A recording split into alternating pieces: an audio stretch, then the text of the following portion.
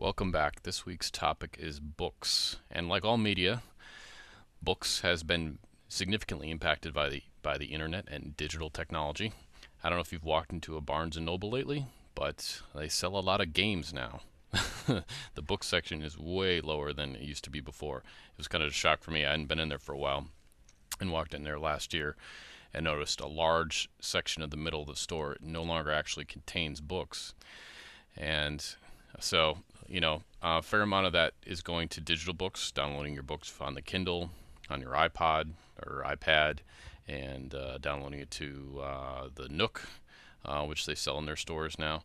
One thing to think about with that, though, I actually brought it up with the manager of Barnes & Noble here in town, is what happens to used book sales when we move primarily to digital books? Is that just not going to exist anymore? And also think about stores for whom that's a major business. I don't know if you've been down to Anchorage and the Tidal Wave books down there. What's Tidal Wave going to look like in 10 years when we're buying a lot more digital books than we are physical books? And other bookstores like that. Here in town we have Gulliver's that has the whole top floor of Gulliver's is used books. So what does digital books mean for that? It's an interesting thing. Game makers hate GameStop because GameStop basically resells their products and they don't get any of the money from it.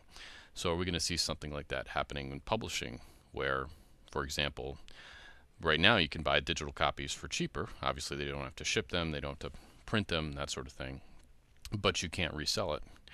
So, if I were in that business, I would say, hey, let's keep this digital copy prices down, encourage people to buy the digital copies, and then once we're done with the books, people aren't buying books as much, we can raise the price back up, and now you can't resell it. But you're also paying more or less what you were before. Is that their plan? I don't know. Something to think about. And frankly, it's still hard to beat a book sometimes. I don't know. Older generations definitely would still rather have, I think, a book over a digital copy in most cases. The only one of the times where it's particularly beneficial to have an e-reader is when you're traveling. You don't have to carry along a bunch of books. But in every day, just sitting down, would you rather read a book off your iPad or off the Kindle or off the Nook, or would you rather just physically have the book? I think sometimes we see trends in our world, such as people are buying less books and more digital media, and we think, oh, this trend is just going to continue on in its same pattern, and eventually books will be gone, and we'll have nothing but digital media. That could be the case. That might not be the case. Books may always stick around to some degree. I don't know. Another thing going on in the book world is the battle between the corporate bookstores and the private bookstores, and we've seen that personally here in Fairbanks with Barnes & Noble coming in and giving our local independent bookstore, Gulliver Books, a run for its money. Now, Tom Hanks and Meg Ryan made a romantic comedy about this called You've Got Mail, and I have to tell you, only Tom Hanks and Meg Ryan could turn a chain store coming in and wiping out a little family-owned store into romantic comedy. I can tell you it was not exactly how it played out here.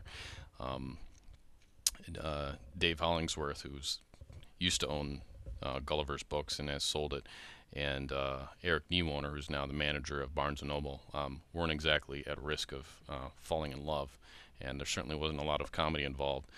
But what Gulliver's Books did after Barnes & Noble came in was sort of shift their revenue and start selling books, educational books, to schools and that sort of thing. And so they managed to do okay. And they do have a large used book section, whereas Barnes & Noble has none, as far as I'm aware. So they seem to be existing, but what is the future of these independent bookstores, and what's lost if they go away? That's something to think about. Something else that's relatively new to books is product placement, and I am big into product placement. I think one of the main things you should learn about in a media literacy class is how much product placement is going on in various forms in various media. And for example, from what I'm aware of, the first product placement was in a book, was in 2000, in a book by Bill Fitzhugh's. Book was called Cross Dressing, in which he put a paid commercial for Seagram liquor in there, so you can check out that book if you are interested in product placement in books. British writer Carol Matthews was paid by the Ford Motor Company to include references to their vehicles in her books. She wrote, "Whizzing around Buckinghamshire and Imogen, my rather snazzy Ford Fiesta, complete with 6 CD changer, air conditioning, and thoroughly comfy seats." Now, I haven't spent a lot of time in Ford Fiestas. Maybe some of you have. I'm not sure how comfortable the seats are, and I think when air conditioning is one of the things you're touting, um, that's a little bit of a thin promotion there. But anyway, her next book apparently was called "You Drive Me Crazy," and I have to say, right back at you, lady. Now, other product placement in other media, which includes books, magazines, and newspapers. Yes, there's product placement even in newspapers to a degree. Everything except movies and TV has gone up from 26 million in 1974, how much people were spending on product placement, to 326 million.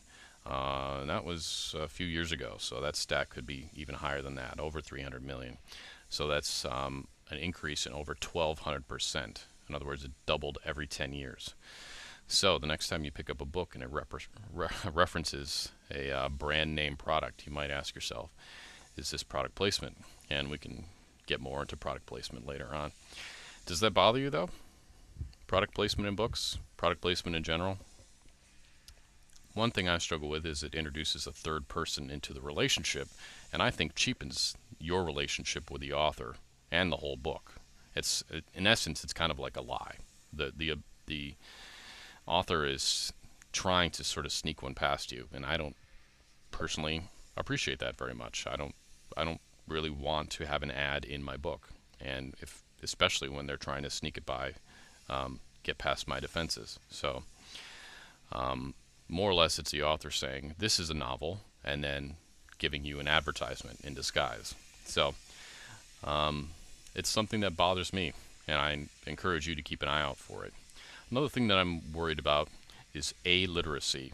Illiteracy is the ability to read, but not reading. So you know how to read, but you never read.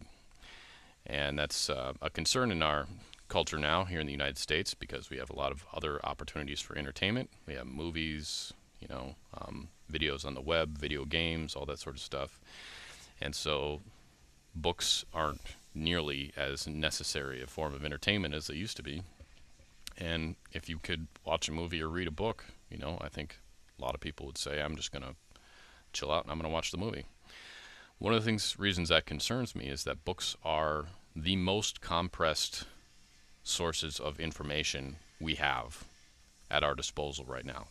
And what I mean is, you have a book, it is packed full of so much more information than you could get from a movie or a podcast or anything like that. So if you're not reading books, you're basically missing out on a lot of condensed learning and experience that you could be having, because we can pack so much information into books. So I like to think of it as like oxygen. So it's sort of like when you're reading a book, you're in terms of educational experiences, learning experiences, you're breathing like pure oxygen. But when you're watching a movie or listening to a podcast, it's sort of like standing on the top of a mountain. You're getting a lot less information for each moment you're experiencing it. So that's something to think about. I don't know where you're at. I was forced as a kid to read books in school, and I think that was unfortunate because it made me see reading books as work, to be completely honest. And so I encourage you, go out and find a book you can't put down. And if you find books boring, you need to find another book, because I guarantee there's a book out there that you're going to like. It just might take a little work in finding it. All right, so for your assignment this week, I want you to do something kind of unconventional for this class. This is a media literacy class. We're critical of the media. I would like you to actually experience some sort of mass media, TV, movie, book, whatever, particularly something that generally is considered not so great, like maybe a TV show or something like that. And I'd like you to submit a 600-word report in which you basically defend why this media experience is actually beneficial to society. Television, movies tend to have a bad rap. They're a waste of time, and a lot of times, they might be accused of encouraging bad behavior. Video games certainly are, often violent ones. So I would like you to actually become like a mass media apologist and write a 600-word report on an experience with the media that you think actually made you a better person or is better for the world. So Go out, find something, and write 600 words about why it was good.